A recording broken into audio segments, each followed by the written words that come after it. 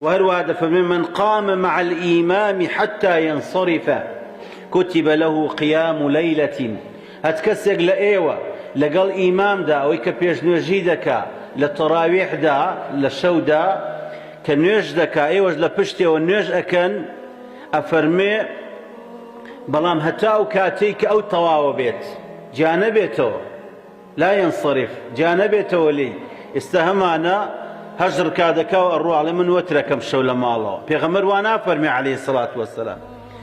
بيغمر عليه الصلاة والسلام يا مثلا كابلا من اسمه شونيجي تركم امس سيركات واز لهيني لير لجماعة بلان بيغمر فرمي عليه الصلاة والسلام من قام مع الإمام هتكسي هالسيد لقال إماما نجبك للتراويح حتى ينصرف حتى تواب نجك كتب له قيام ليلة أو الشوا هموي بشونيج بو حسيبه هموي بشونيج بو حسيبه اگر جابته ولا إمام